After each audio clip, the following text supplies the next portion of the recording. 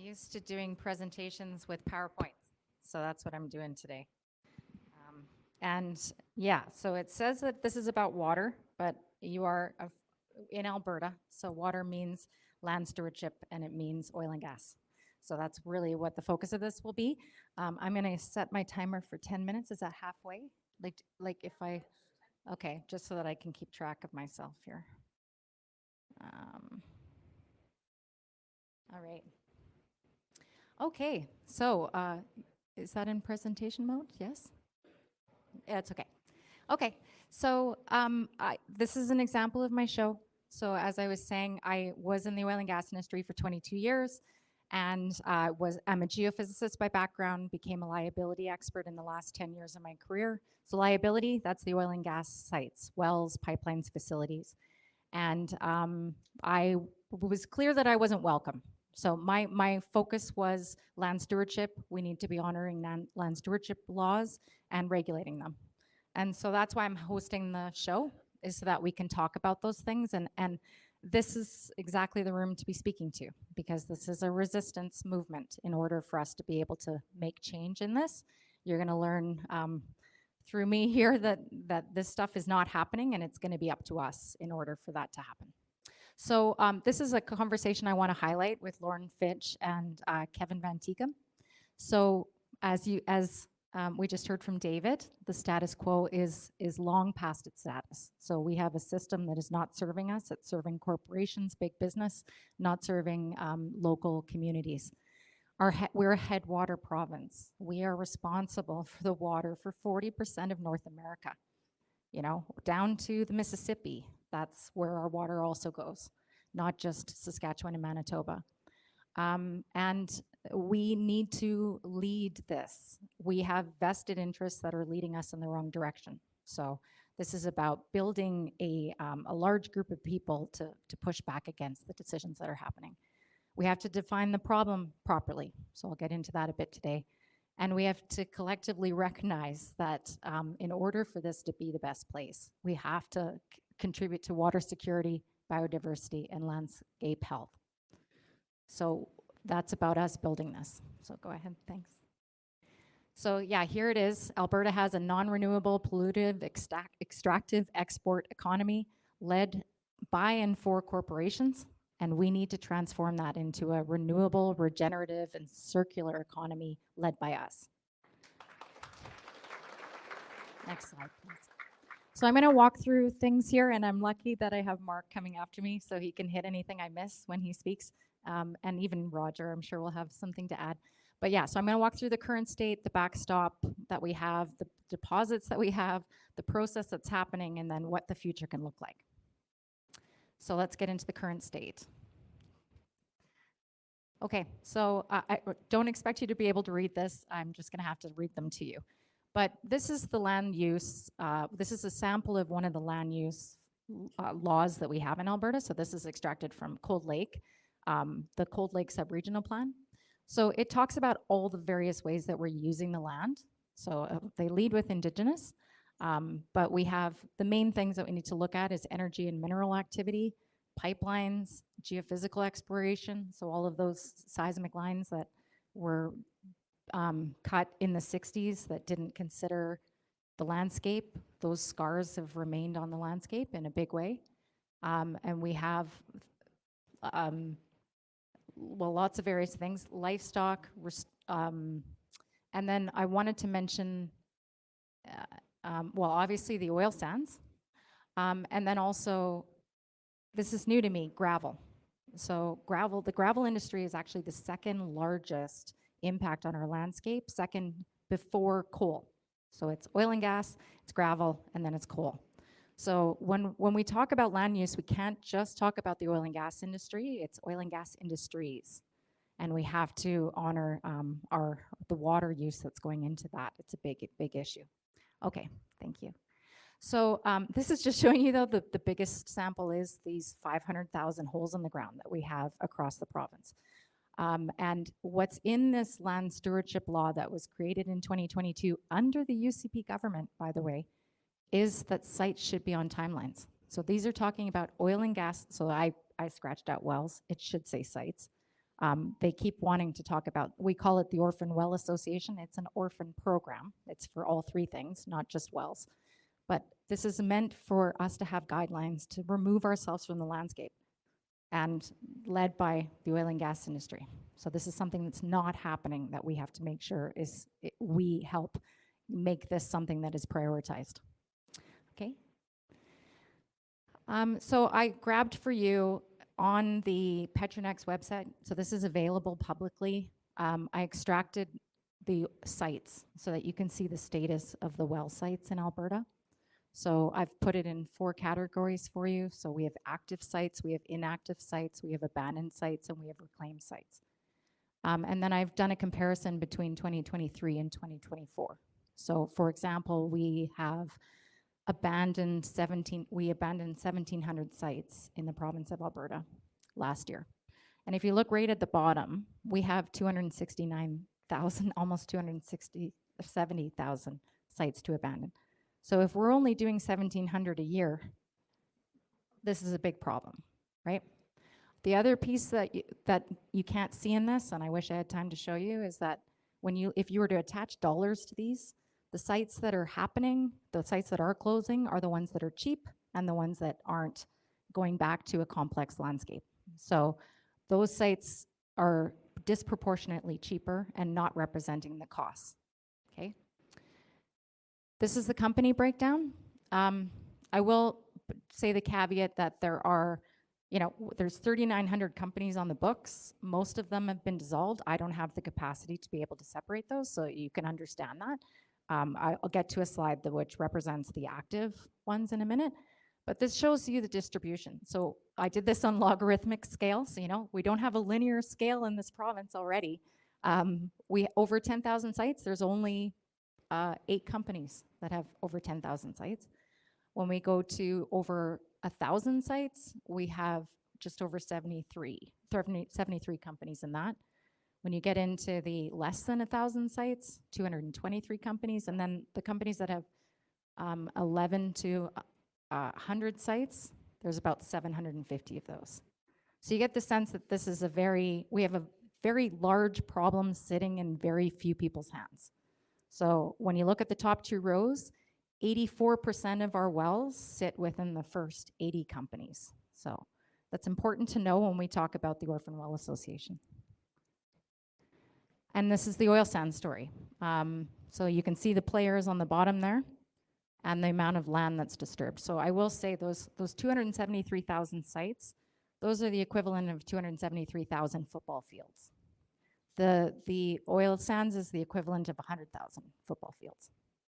There's nothing bigger, just to be clear, the province of Alberta, there is no jurisdiction that has as much disturbance as we do in the world. And this is the water. So here, I'm finally talking about water a bit for you guys, but the oil sands uses 90% of the water that we're using in the oil and gas industry. 200 billion liters a year is what is going into continuing this beast. Last year, do you guys remember? I think it was last year, Suncor had a hack. They were hacked.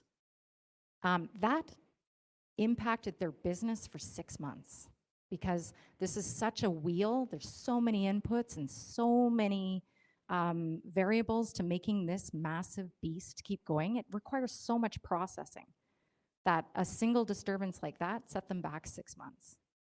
So this is a monster system that will not be stopped easily. But anyway, so this is one half of the equation. So when we look at these 2 problems, they're about 50-50. 50% is the oil sands and 50% is the conventional stuff I went through. Next slide, thanks. So this is the total. And I have to say, as somebody who worked as a lobbyist, it's really hard for me to understand this. I was working as an oil and gas lobbyist for one of the largest oil companies in the country.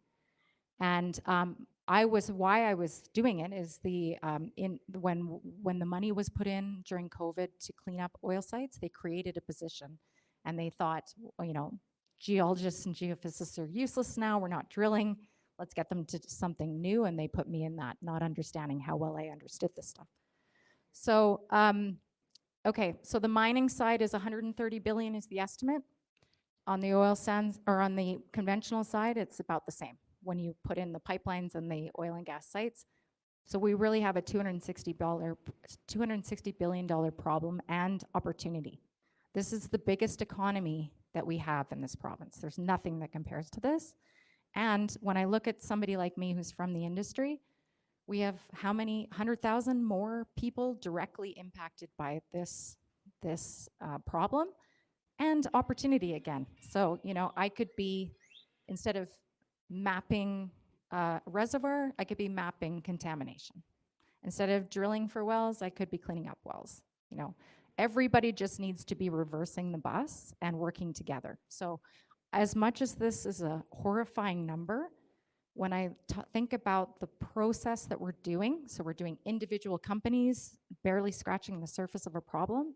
If we were to pool those efforts together and hit the biggest problems, totally different scenario. We can do 90% of the job with 10% of the effort if we flip this ship around. Okay, let's talk about the backstops. I'm not halfway through, so I'm going to try and rattle these off. Orphan. So this is just a, you know, we have to remember what an orphan is. So an orphan is a site that it's no longer owned by a company. They've gone under. And that is the responsibility of the standing oil and gas industry. So please remember that. It is not our responsibility. This is unique in the world, as Mark would say. Alberta, BC, and Saskatchewan all have an orphan program, and it is the responsibility of those 80 companies that I was highlighting before to look after this for us. So when we talk about this government, I think there's an opportunity for us to look to these companies specifically and start poking them directly. So yeah, we got to think about, this is the orphan levy. So the industry is deciding the levy. They spent $72 million last year on a problem that we know is at least $3 billion, if not 15 already. So they're not addressing this at scale. This is the opportunity the orphan program has. They can request that sites be abandoned. They can request that sites go to reclamation. So this is one of the levers we have to actually move sites through, is through the orphan program. Go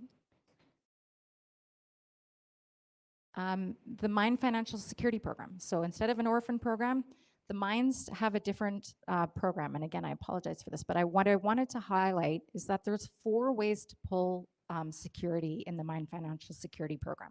So there was just an analysis done, and they didn't ask for upfront security. But what they did do was double the liability. So so the base security deposit is something they didn't change.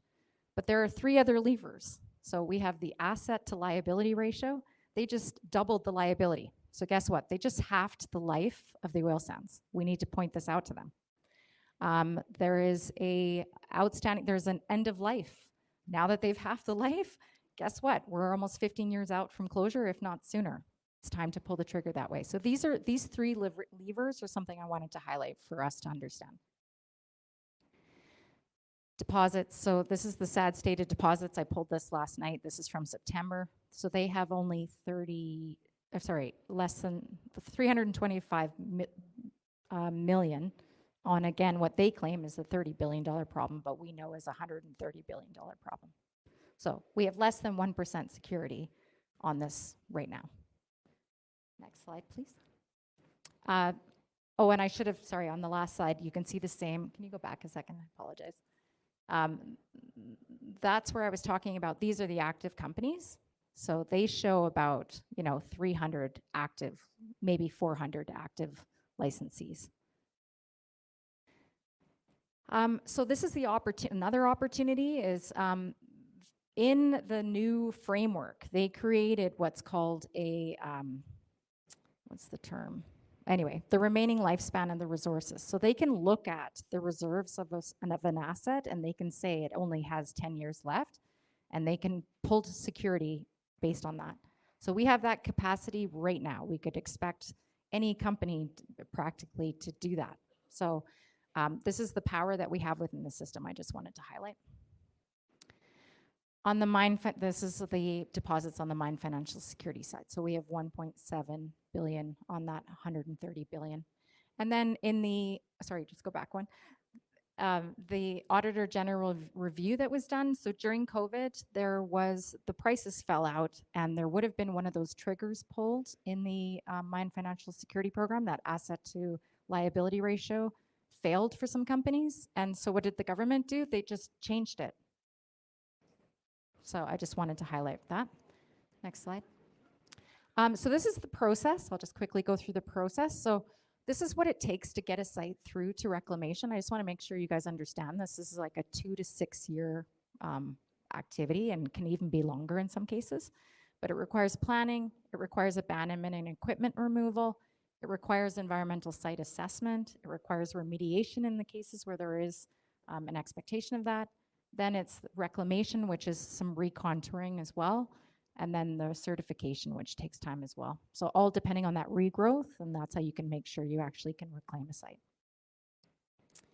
But this is the ups and downs of what we've seen in the oil and gas industry for pricing. And next slide, please. And that's what leads to an asset like this looking in a state. So most of the assets are like this, where they're a combination of inactive, abandoned, reclaiming, and reclaimed. They don't generally go in and do it all in one fell swoop as much as they promise that way. And this are just some ways that sites get moved through. So I tried to do a summary of this, like spills and releases. Those are ways that sites actually have to get addressed. Downhole suspension, so as soon as a well is shut in, there's a timeline put on that. Either they have 12 months to restart it or start downhole abandoning it. Watercourse crossings, this one is a shame. Everybody's so non-compliant in this space that they've just basically said, do what you want, spend this minimum amount of money. Fugitive emissions, as Claire was talking about, Directive 87 measures surface casing vent flows. They test for surface casing vent flows when a well is drilled, and they don't expect it to be tested again until it's abandoned. So it's estimated that 50% of the wells in Alberta are leaking, and that estimate is at least 8 meters cubed a day, which I'm not sure what that means to people in this room, but 1 meter cubed is sort of considered like being in a cow field. Anything above that is a risk to our health. So this is a prevalent issue and something that needs to be addressed at scale. And yeah, I'll just say a little bit about the future. So we need to move from, as somebody said, we have the best rules. We need positive outcomes. Instead of thinking about non-compliance, we need to make evidence-informed decisions. Instead of being driven by industry, it needs to be driven by a committee. Instead of bailing ourselves out of problems, we need to start getting back up and start deciding which sites are priority. Instead of individuals deciding this, we need stakeholders. And instead of this being provincially decided, this has to be trilateral.